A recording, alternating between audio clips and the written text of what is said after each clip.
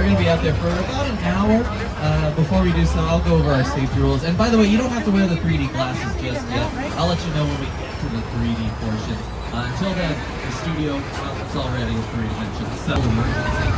If you drop something of value off the tram, or if you have any sound or video issues, just reach up and pull on the red emergency cord that runs along the center of the ceiling of the tram, and then I'll come back to help you out as soon as it is safe for me to do so. Otherwise, during the tour, please make sure to stay seated and keep your arms and legs inside the vehicle. The studio, it is private property, so if you drop a phone or if you just can't wait to use the restroom, pull that red cord and then remain seated. No smoking of any kind during the tour, please, and heads up, there's going to be loud noises, there's going to be sudden tram movements, there's going to be fire effects, there's going to be a lot of water effects too, so if you have your cameras out, keep an eye on them so they don't get too wet. And finally, for your safety and for the safety of everybody around you, please do not use selfie sticks while you're on board. Anniversary studio tour, so one from our co-host, the host of The Tonight Show, Jimmy Fallon. Hi, I'm Jimmy Fallon. Welcome aboard the world's famous studio tour. Why the truck? Well, we're celebrating our 60th anniversary. That's right, 60 years of glitz, glamour, and our own great white star. As we celebrate our diamond anniversary today, we pay tribute to Universal's past and take you behind the scenes to discover why this studio tour is so famous. So whether this is your first visit or your 60th, get ready for fun, excitement, and an experience like no other. The studio tour, it has been around for 60 years, but the movie-making studio itself, Universal, it's been around for over 100 years, over a century. It first opened on March 15th, 1915. That was open day. That is when our founder, Carl Laemmle, he invited the public into the studio to watch silent movies being made. There were still silent films back then. The guests were allowed to walk between the sets. They could marvel at the new technology that was being used in filmmaking. But when movies started having sound in them, they needed quiet on set. So eventually, because of that reason, the walking tours back in the day, they came to an end. Until the 1960s, that's when Lew Wasserman, he was the head of Universal at the time, he had the idea to revive the tour of the studio because the Gray Line bus tours that were starting in Hollywood, they were making stops at the Universal gates. So on July 15th, 1964, the first of the red and white glamour trams took 67 passengers on a 2-hour driving tour of the London. The world-famous studio tour was born. We started with 2 drivers, 2 guides, and 1 ticket seller working out of a trailer on Lexington Boulevard. Then the tour would expand with Hollywood elements like the Burnett House and the Rock Slide, which were in this area of the lot back in the 70s and the 80s. Nowadays, though, we would call it the timeline. That's this line of movie posters as we make our way down the hill into the movie-making studio. Now, lots of people like to notice, oh, there's Jim Carrey's The Grinch. Maybe you'll spot the poster for one of your favorite Universal films. For me, it's Jurassic Park and Back to the Future. Those are the top of my list, my favorite Universal movie series. In fact, it looks like we're going to be passing by Mario's favorite movie musical pretty soon. There on the left. Hey! We have fun here. Speaking of Mario, we recently added the Super Mario Brothers poster and Oppenheimer's movie poster to the bottom of the timeline. They're the last 2 slots there. Yeah, those were our 2 most successful movies from last year. Oppenheimer, in fact, that was at the Academy Awards. I won the Oscar for Best Picture this year. It's Universal's 11th Best Picture Oscar winner. We made our way into the studio. On the left-hand side, we got these big buildings here. If the doors are open, go ahead and take a look inside. These big buildings are what we call sound stages. The front lot is where most of Universal's sound stages are located. They're essentially giant soundproof warehouses that filmmakers are allowed to go inside. They're allowed to build whatever set, whatever scenery they need for their production. Most of the time, sound stages are used for inside, interior scenes. On the left-hand side, we got sound stages 7 and 8. Recently, this was used for the 3rd season of Bel-Air, the dramatic remake of The Fresh Prince of Bel-Air, available on Peacock, which is Universal's streaming service. You can find the first 2 seasons of Bel-Air there. That stars Jabari Banks and Holly Charlton, who are going to tell us a little bit more about sound stages. Leaving the theme park behind and entering the front now where real Hollywood magic is made. Now, inside the sound stages that surrounds us, we can create any kind of environment. 60 years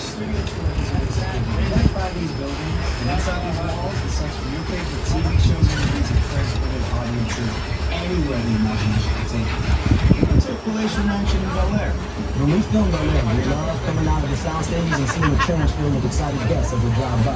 So, keep an eye out. You never know. All right. You'll see on the studio tour. On the left-hand side, you'll see Soundstage 14. That was also used for Bel Air. The third season hasn't come out yet on Peacock. They only recently finished filming it, so they're in post-production right now. That's after production. That's when you're doing your editing, all your sound mixing, all of that's going on in post-production. We do have a post-production shop here on the left-hand side past the soundstage. It's called NBC Universal Studio Post. But not just Bel Air, many different TV shows have used our sound stages over the years. And a lot of these TV shows that you'll see on screen, they've used the sound stages on the right-hand side that we're passing by. Speaking of Peacock, on the right we've got sound stages 16 and 17. These are being used for another Peacock show based on a true story, starring Haley Cuoco and Chris Messina. But there's a whole group of sound stages back here. And, look at this, we got some minions goofing off on the right there, next to the Illumination Entertainment side. Then next to sound stages 18 and 19. Soundstage 19 at the very end here, this was used in the movie Oppenheimer. This is where they filmed their Oval Office sets, where Gary Oldman was playing President Truman in the movie Oppenheimer. Now past the sound stages, we'll have the production bungalows on the left. There's Ted the teddy bear to greet us. And the head of Illumination is going to tell us more about these bungalows. In the early days of the studio, these bungalows were used as dressing rooms to the stars of Hollywood's golden age. Now, they're used as offices where some of Hollywood's top directors, writers, and producers work their magic to get a production ready, including my company, Illumination. At Illumination, we've made some of the most successful animated films in box office history, including Despicable Me, The Secret Life of Pets, Minions, Sing, The Grinch, and the Super Mario Brothers. And the team is hard at work again as we launch our next film, Despicable Me.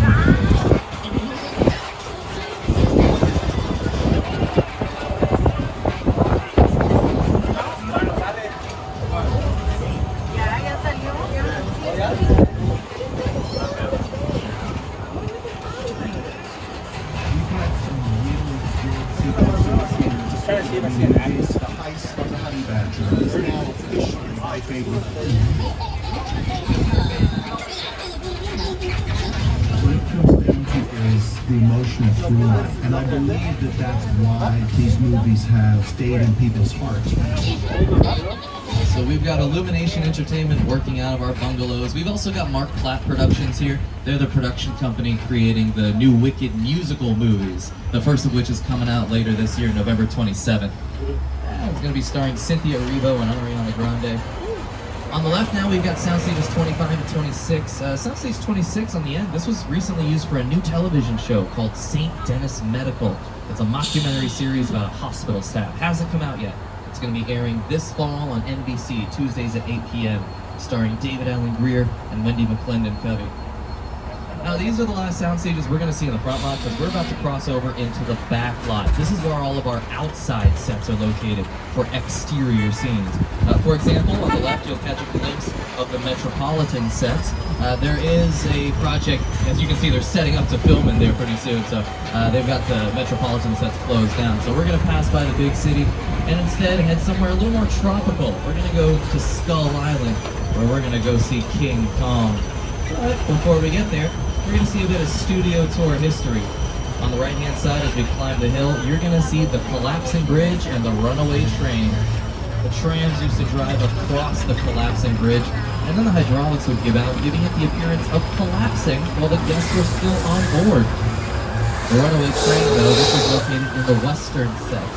It would speed towards the tram, then come to a screeching halt right before impact. They're both retired elements that were made for the tour 50 years ago, and now they live here together outside of Skull Island. Now, while we make our way to Skull Island, this will be a reminder to please remain seated.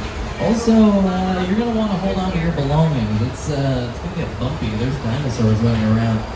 And I can't get out of the vehicle here, so if you drop a cell phone, well, the T-Rex is going to eat it, and you'd have to wait a very long time to be able to get it back. So hold on tight while we're here.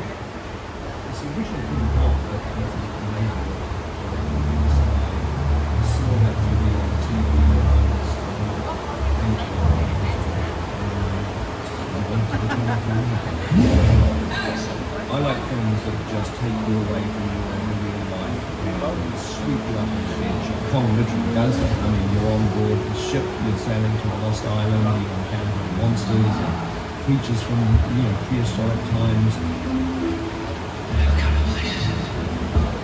So I was thrilled when Universal invited me back to Skull Island. It was great to have you along for the ride.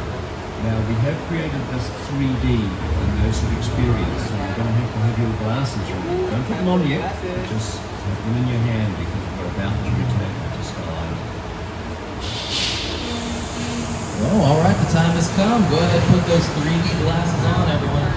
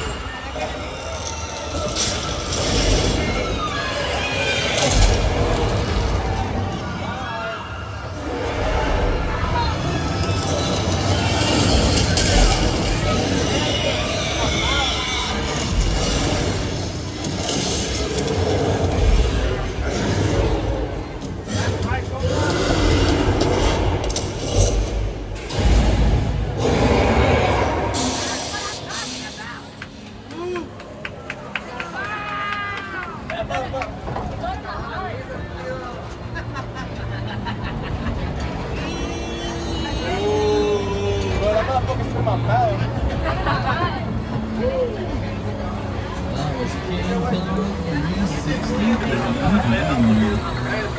That's another good movie, right? Nobody got eaten by a dinosaur, right? It's very specific paperwork. They created it, they were still known as Weta Digital. Since then, they've rebranded. Now they're known as Weta Effects. Some of us might be a little weta after that experience. We had some water effects. This is the green. Yeah, they got us. Some friendly dinosaurs here. Get another glimpse of the Metropolitan sets. I'd like to go eat spot. Go around them this time. The Metropolitan sets, somewhat recently rebuilt in the year 2008. Before that, that's where the original King Kong attraction on the studio tour took place. We had a different one before 2008. Hands up action. Did you know the Metro sets were once the home of Hollywood's biggest star? Right here is where the original studio tour King Kong attraction resided from 1986 until 2008. He stood 30 feet tall and weighed in at 13,000 pounds. Over the years, millions of guests got to meet King Kong face to face. He shook the tram so close you could feel his hot banana bread.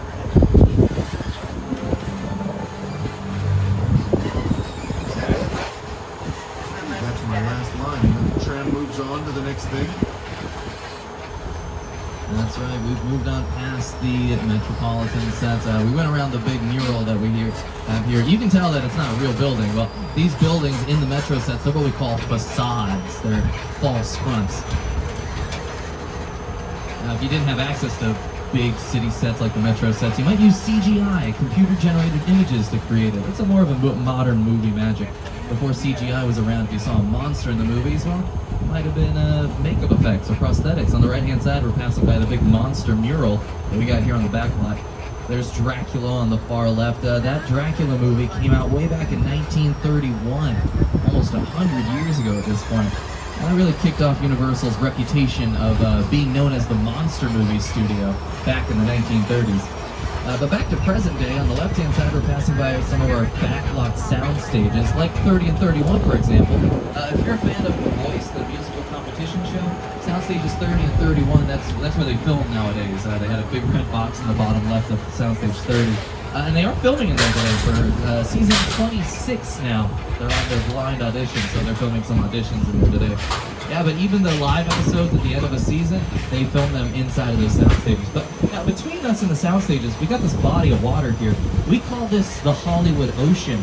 And in 1973, this is where we added the parting of the Red Sea to the studio tour, based on the classic film, The Ten Commandments.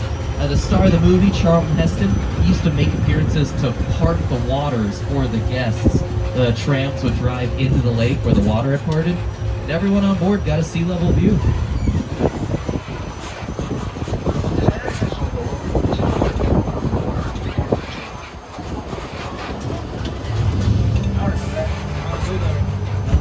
We're not going to walk on water during this tour. We're going to stay on board the vehicle. 20 years before the parting of the Red Sea was there, though, that area, that body of water, was used as the Amazon River in the monster movie, Creature from the Black Lagoon. So the creature, he was also on the monster mural. He was next to Frankenstein's monster. But there he is on screen. He's also known as the Gill Man. He's a part of Universal's monster legacy, which started with Dracula in 1931, extends all the way to the opening of the Dark Universe at Universal Epic Universe next year in Orlando. But now we're going to find ourselves in Little Europe. Little Europe was home to many of the monsters on the mural, like Dracula, like the Wolfman, many scary creatures that might send you to the afterlife once lived here.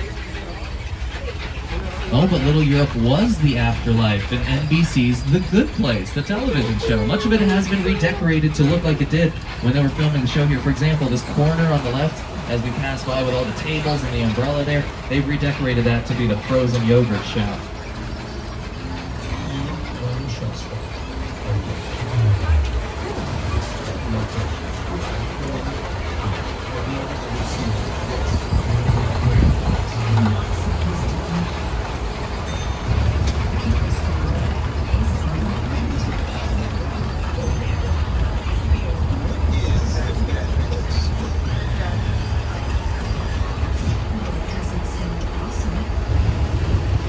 The Bad Place might not sound awesome, but The Good Place is. If you haven't seen it yet, all 4 seasons are still available on Netflix.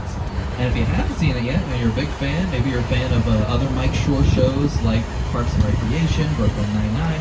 He also made The Good Place, and he is working on a new television show called Here and Film. Now, it is a Disney movie. They do have their own studio lot, but filmmaking can be a very collaborative effort. You know, maybe what they have on their lot isn't quite as European, isn't quite as Genovian as what they were looking for. So they came over here to our Little Europe sets for filming.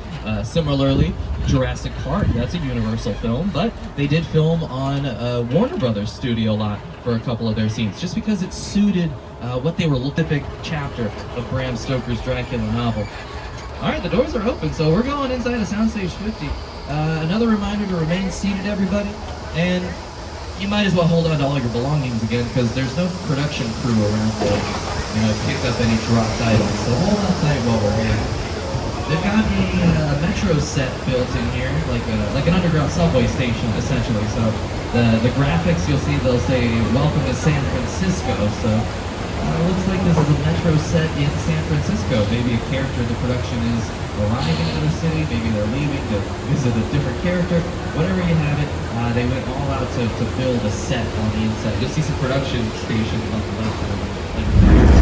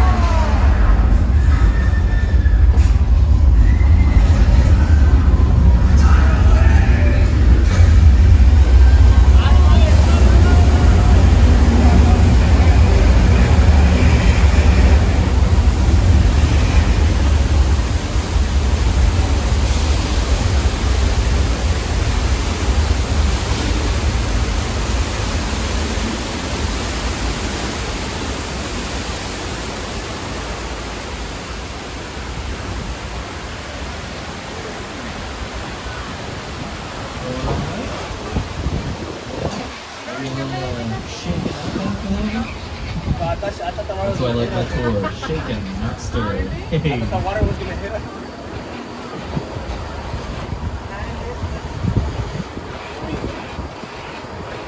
I know that when I said that was a movie making set, but I lied.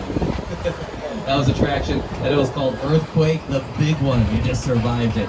That attraction's been here since 1989, over 35 years ago. But we recently gave it a big Hollywood makeover to update all the scenery, all the production equipment, to bring it into the 21st century. Now, I'll go ahead and let you know, we're about halfway through the tour at this point. Quick reminder to remain seated. The studio, it is private property, so if you drop a phone or if you just can't wait to use the restroom, pull that red emergency cord to get my attention so I can come back to help you out. Assuming, of course, it is safe for me to do so. Now, after an earthquake, we deserve a little vacation, don't we? So we're going to head to Amity Island from Steven Spielberg's Jaws film. Looks like they caught the shark that was attacking here on the right-hand side in front of the hotel. You can see it there. And I think that's one of our new divers' boats. I think her name's Sue. She's pretty cool. I met her. One of our newbies is in the water. Just making sure it's safe for everybody. Making sure there's not, another shark in the water. Oh boy. Oh, is that another shark in the water? Uh-oh. That's not good. Oh, there's Sue. That's really not good. Hey, Sue. We saw a shark in the water. Do you know what to do? Uh-oh. Sue, are those good screens or oh those are bad screens. Well, looks like that shark just turned Sue into sushi. Sushi was the best of us. Too soon. Don't worry, folks. We'll hide behind the pier here. The shark can't. Oh, the shark is taking the pier. Oh boy! Everybody remain seated. Look out!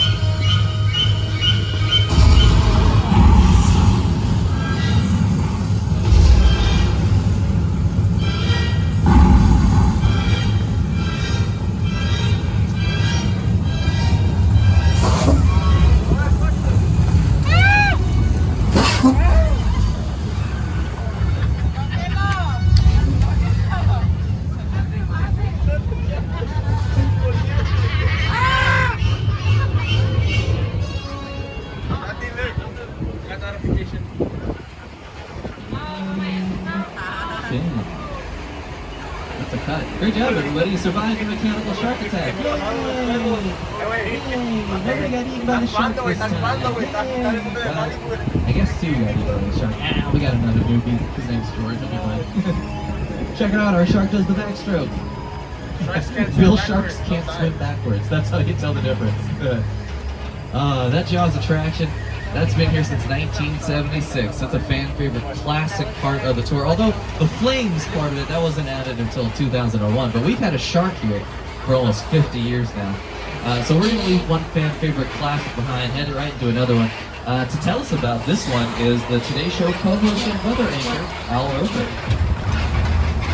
My favorite part of the tour, weather.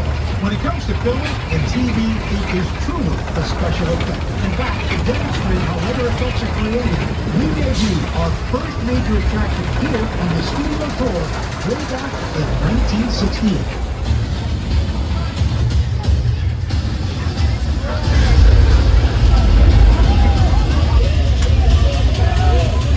To the only part of the back lot with a 100% chance of rain. The flash flood.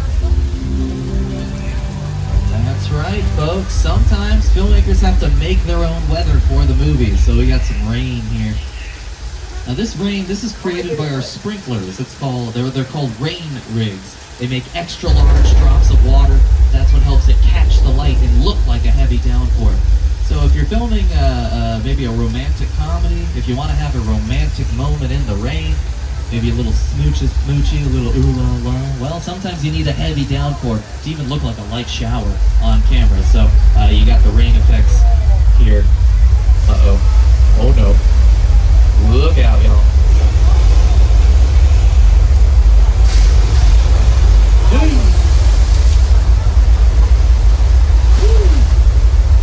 Watch out for the flash flood, y'all. I think we left the water running too long. That's what happened. Kids, did you see that?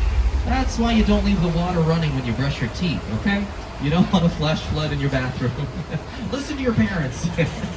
You can also see that flash flood used in the movie Big Fat Liar, recently made available on Netflix, starring Paul Giamatti. He was nominated for an Oscar this year.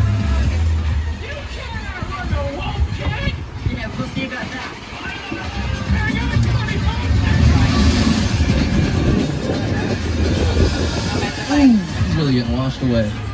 Now we're going to swing around Amity Island again. We're not going to go in this time. We're going to go up the hill. But I mentioned before, this opened in 1976. That's a year after the movie Jaws went to theaters in 1975. And the director of the movie, Steven Spielberg, he helped to create the attraction. The Jaws ride was almost the inevitable result of the size of the box office when Jaws first opened in June of 1975. And that was really the first time I ever got involved in the creation of the ride. It was a great honor to be invited into a greater circle of tremendous designers at Universal that were trying to figure out how to replicate what the movie had done to audiences in a real way by building a physical shark that would come out of the water and terrify tourists as they were sitting in the crowd. And the most amazing thing about the Jaws ride is it is exactly as it was from the time it was first placed on Universal Lot. There have been tweaks, of course, over the years, but it is essentially what the designers and myself envisioned and created.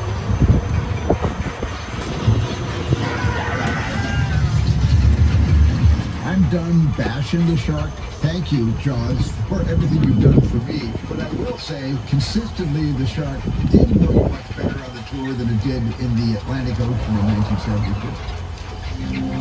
Steven Spielberg, he's referencing the fact that the sharks built for the movie Jaws, there were 3 sharks, they built their sharks for freshwater, but then they went to the Atlantic Ocean for filming, which is saltwater. So that led to a lot of issues with their sharks. That's why they had to end up delaying the movie from releasing in 1974 to the summer of 1975. And now next year is going to be the 50th anniversary of the original Jaws movie. Pretty wild.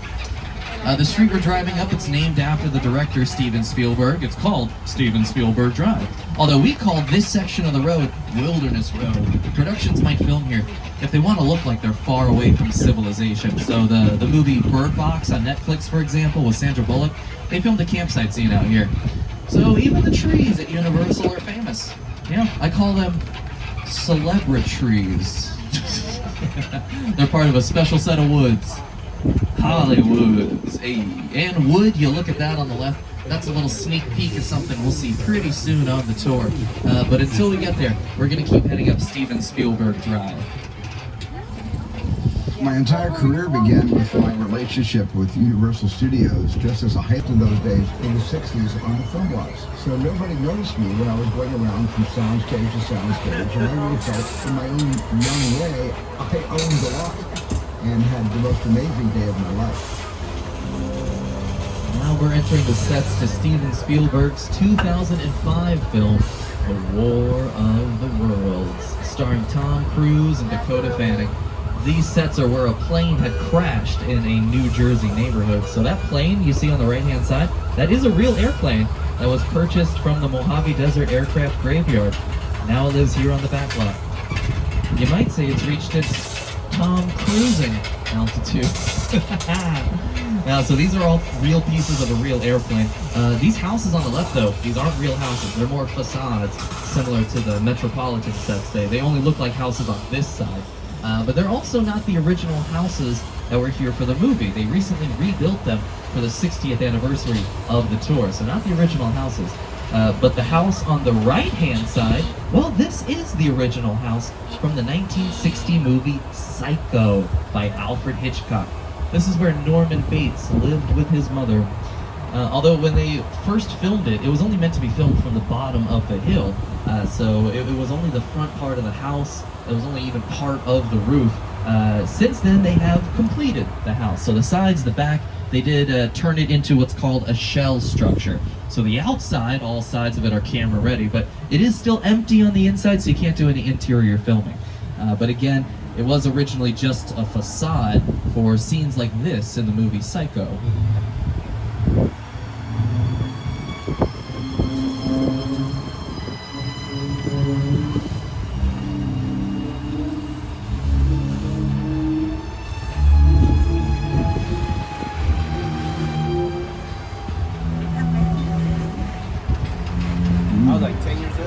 If you can see the second story window on this side, looks like Mother's home.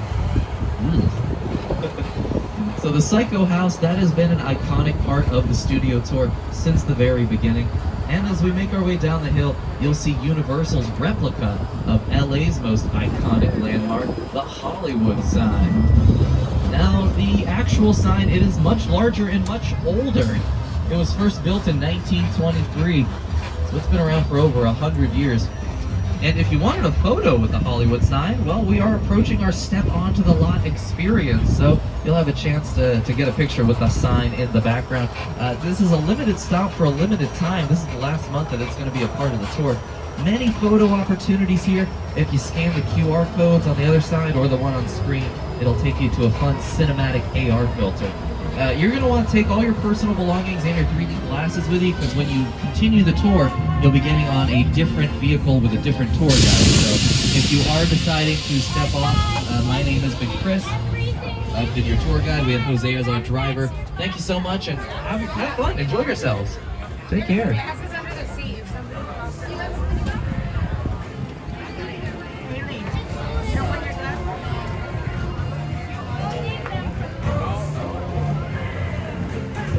Het is krattip voor hem, mama.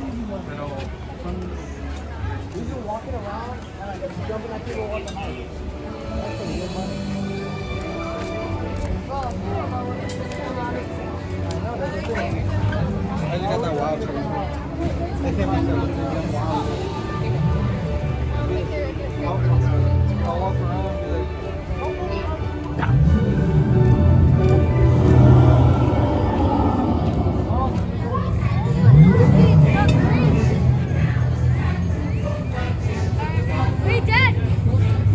Go with him!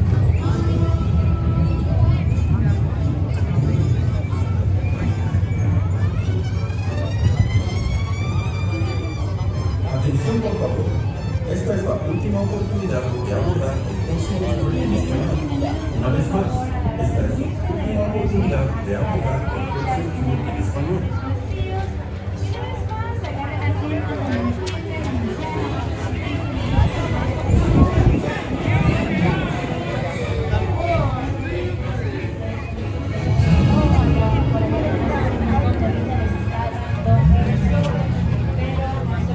En un momento nos movemos y ya no les va a dar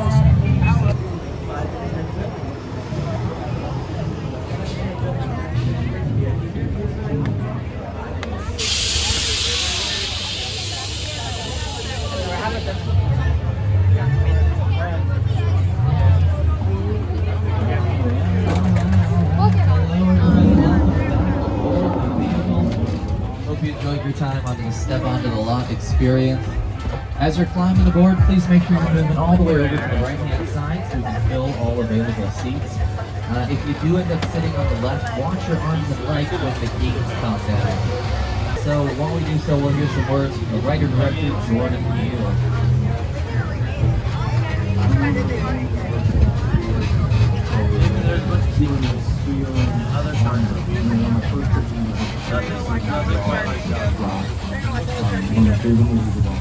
Just feeling like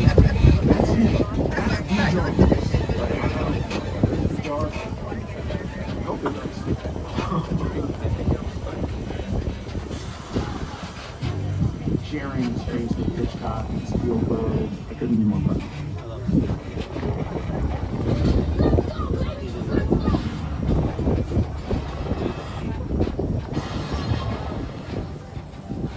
That was a wonderful testimonial from the Academy Academy Award winner Jordan Peele. He's the writer, director, and creator of movies like Nope, Us, and Get Out. He was also in the television show Key and Peele on Comedy Central, the sketch comedy show. He was the Peele portion of Key and Peele.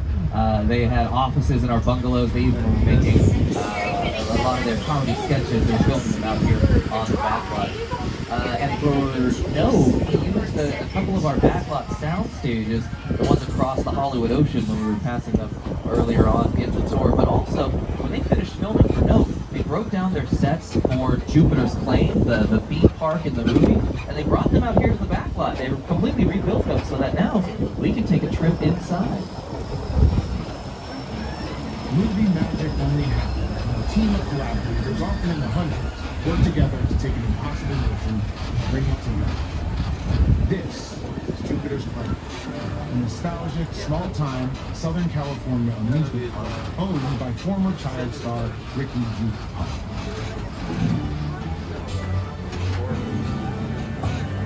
Over there, look into the Winky Monster. Your picture taken just like the kids in the old 90s. That's what this whole place is loosely based on. Remember that one? No? What? A little further down, you can see brand new Star Lasso Experience. Built to showcase an unbelievable live show.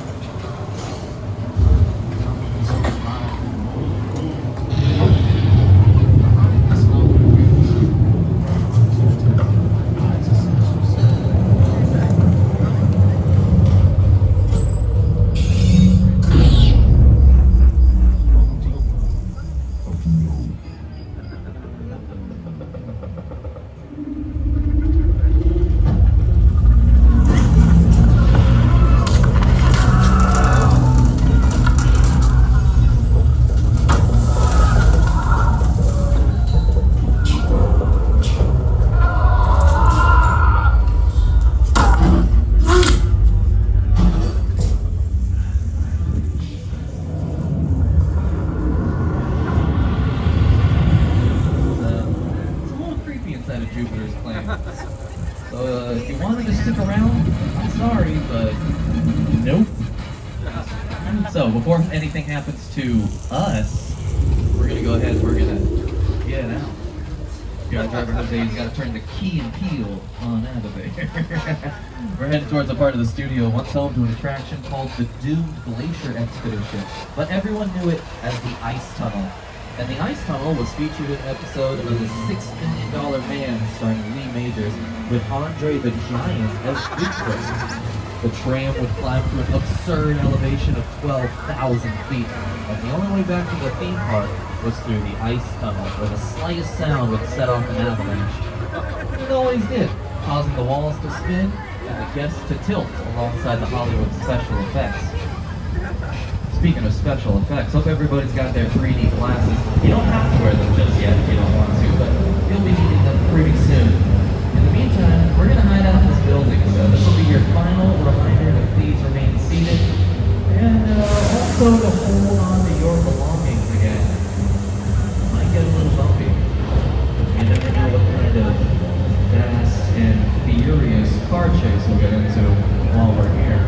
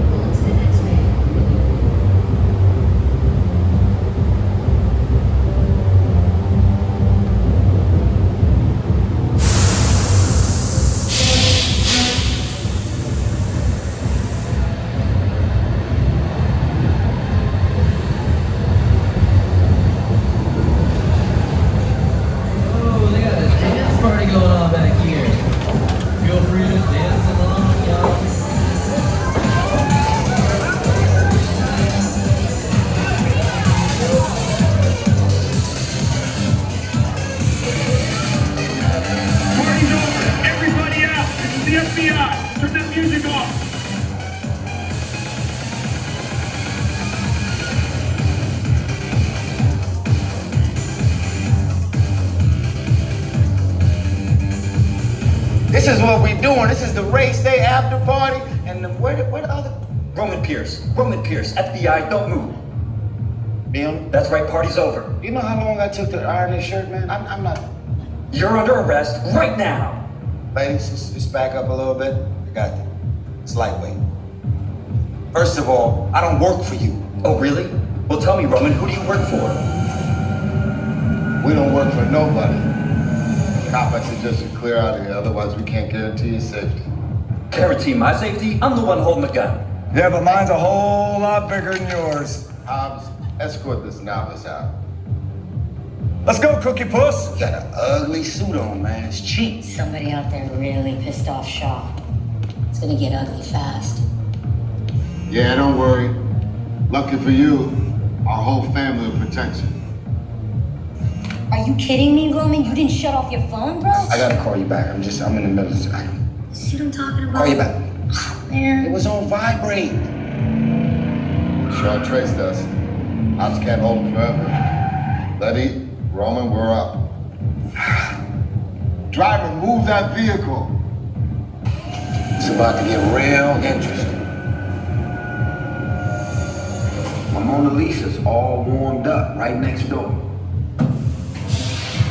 Roman, grab your truck. I need you and Letty ready to roll.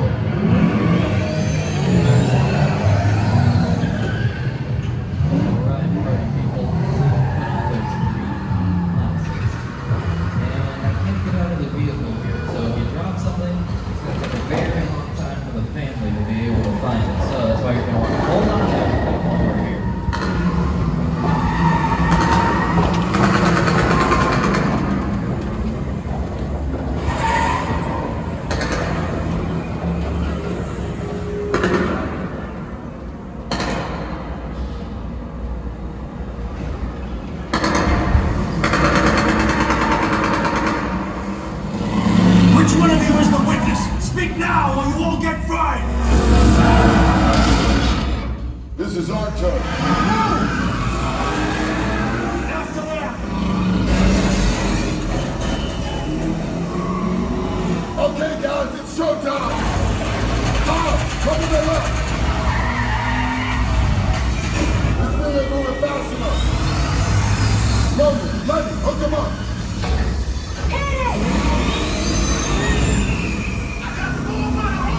Now we're moving. Guys, look out! You can be the witness to everyone who called it a day!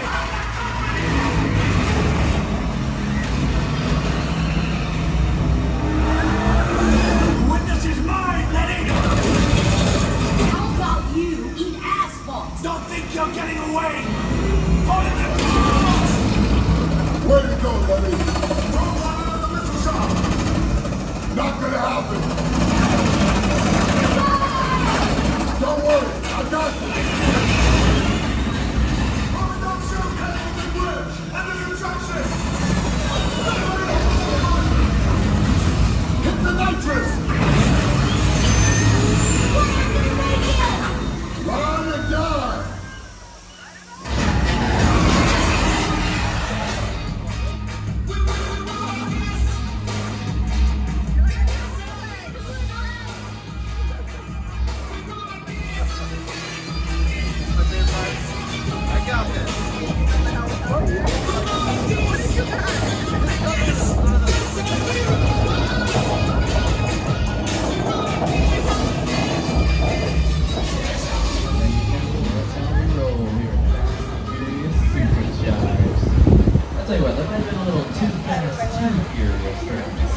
While I catch my breath, I'll let our co-host Jimmy Fallon take it from here.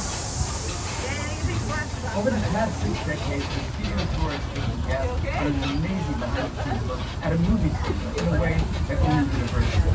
It's been a great time for us, and on behalf of everyone at NBC Universal, thank you for joining us to celebrate our diamond anniversary. Here's to another 60 years.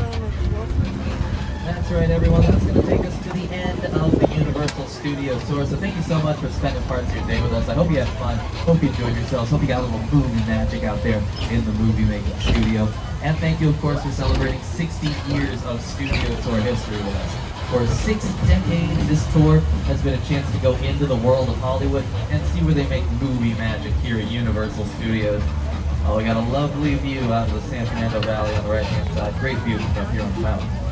Now, the 60th anniversary of the tour is special to us because, well, the tour is where it all began, the Universal Destinations and Experiences.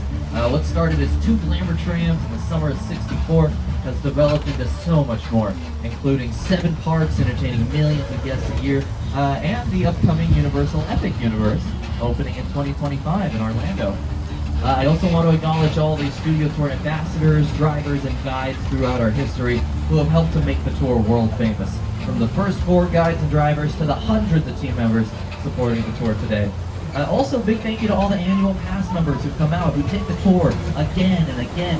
Different productions film on different days, so you never know what you're going to get on any particular day. If you would like to become an annual pass member and you're not one already, you can upgrade. That's my perk side recommendation. If you want to go get some free. Right now we're headed into the unload area. We got blue bins for your 3D glasses. Don't forget to drop those off.